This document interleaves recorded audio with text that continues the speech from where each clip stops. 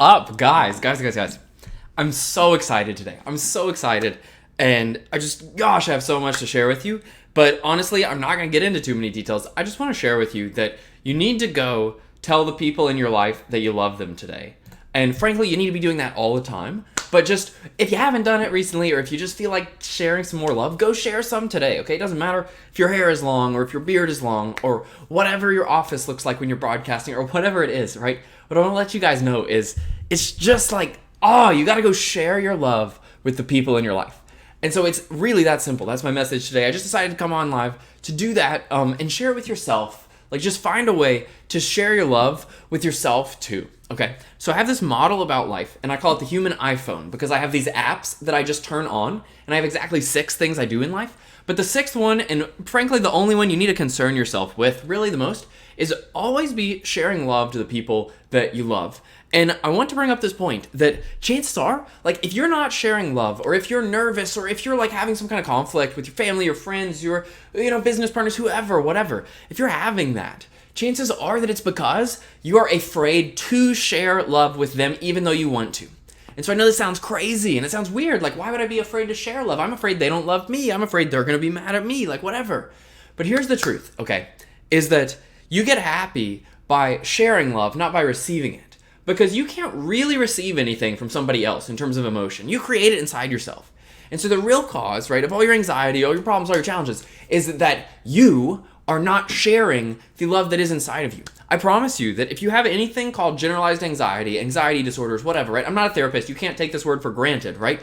But you can take my colloquial, like, everyday men's coach's promise, which is that, gosh, like, I have, like, seriously long hair right now, which is that if you have generalized anxiety symptoms, and this is happening to me in my personal life right now, and so that's why I'm obviously telling you, if you have generalized anxiety symptoms, the reason you have them is because you're not sharing enough love. That's always the answer. And the reason you have them specifically is because you think, if I am flawed, if I mess up, if I don't do something somebody else wants, whatever, right? If I disappoint someone, then I'm not allowed to share love with them. And actually on my podcast, I've been doing these short episodes. And so yesterday I had this episode and I said, hey, listen, this is a really important thing, is even if someone is mad at you, you have to still share your love with them and actually be happy with the experience of loving them, okay? Like, no good ever comes from being unhappy.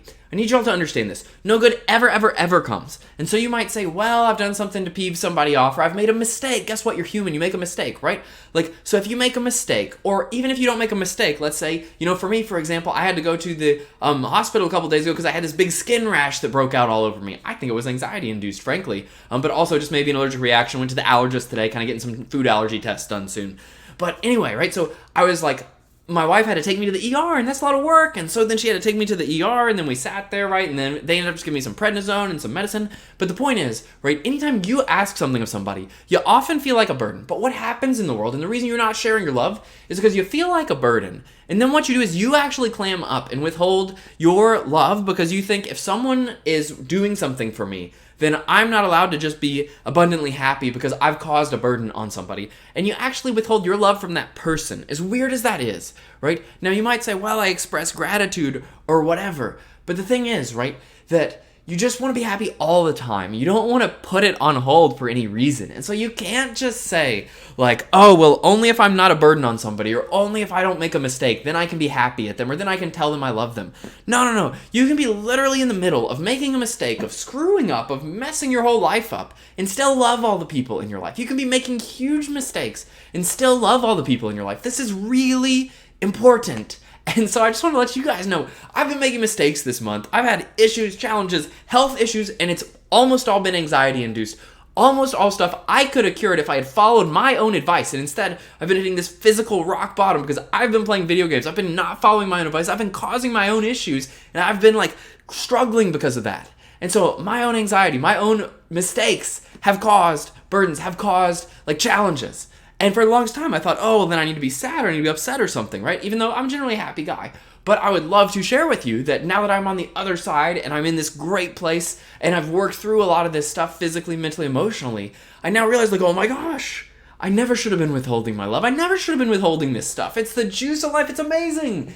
And so like this is the way to live, is with this level of enthusiasm and volume and energy and passion, okay? This is just the way to live. There is no other way. There's no defensible other way to live where you're like quiet or you're like trying to get everything right or you're like not sharing your love. That's not a way to live. That's a way to just like exist until you die, but it's not a way to live.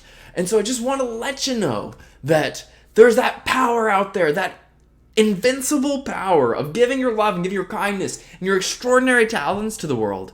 And that specifically, the thing I am telling you, and that's been happening to me, is that when you are struggling, or even if somebody else perceives that you have done something to them, whether you have or not, in that situation, it's really critical you still give your love and you stay happy on the inside, right? And so that's the key, right? Because then suddenly you go into this upward spiral. And like literally this morning, I decided to be loving. I woke up at 7:20 a.m. and just cleaned the whole kitchen.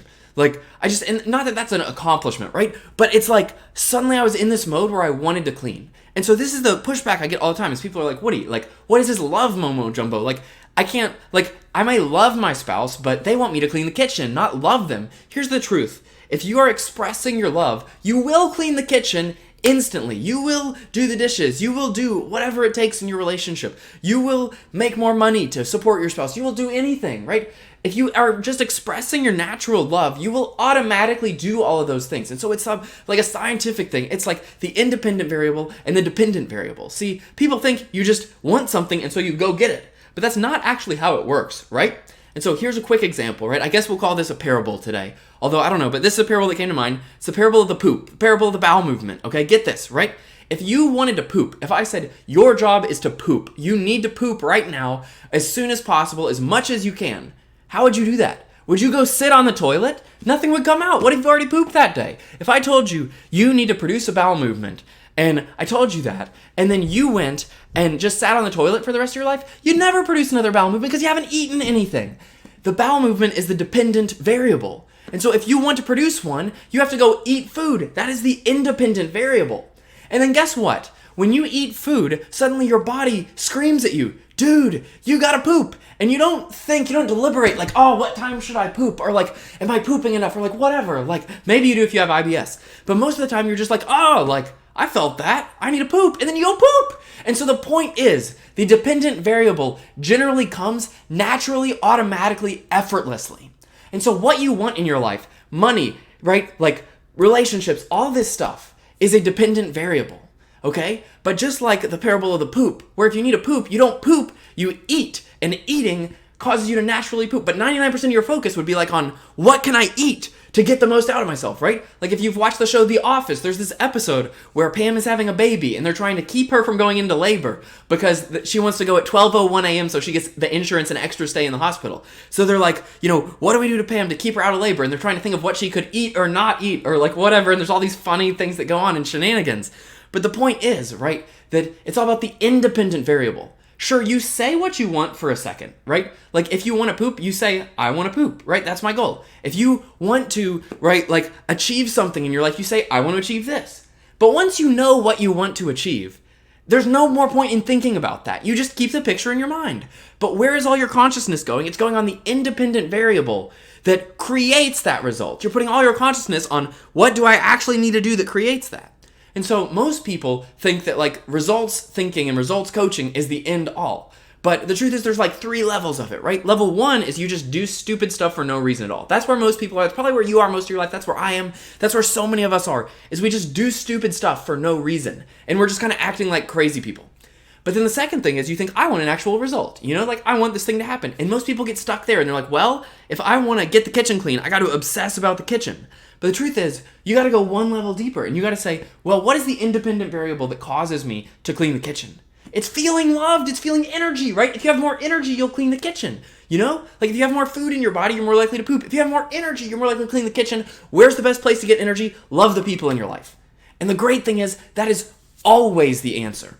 That is never not the answer, okay? The amount of inner energy you are wasting is all of it, all the time. And so if you just learn it's just a fraction, you might feel a little like me right now.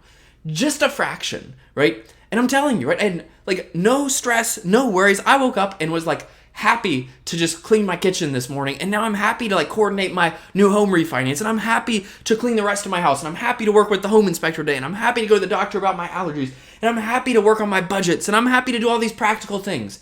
But yes, I want them done, and yeah, I want my wife to be happy, and I want me to be happy, and I want to have these physical things in my life. But those are just dependent variables. And so when I'm thinking like, I want something in my life, it always comes back to the same independent variable, which is you are hiding your love for people. That is always the answer. It's always 100% the answer. That is never not the answer. I'm telling you, because I've been living in this for years, exploring it and understanding it. And if you want more details, you can read my essays on human happiness. I linked them in my last live. After I'm finished here, I'll go and link them in the comments again. But I've been sharing lately, if you go back in my personal newsfeed on Facebook, or if you're watching this on YouTube, I'll put it in the YouTube links. I'm writing these essays on happiness that are really deep and thoughtful and intense and crazy. And of course, I got my podcast, right? And the podcast is going to be shorter, more spiritual, more just like a little exercise every day, because I don't think you guys want like 30 minutes daily of audio. Like, that's too much, okay? And so I'm going to give you just a little snippet every day. But listen. Just share your love with people, and I promise you, all your problems will go away. I promise, because like I'm about to share some really vulnerable stories over the next few weeks where I have hit kind of like this past week physically, I hit a rock bottom, and it was because I was withholding love. It was because I was withholding as much love as I felt. And that's always been my issue. And again, my like hypothesis that I just keep seeing, and it just seems self-evidently true to me, is that all people with generalized anxiety and anxiety disorders have this because they have an amount of love, thought, potential, creativity that they are not expressing. This is always true. Anxiety is not a result of the obligations on you.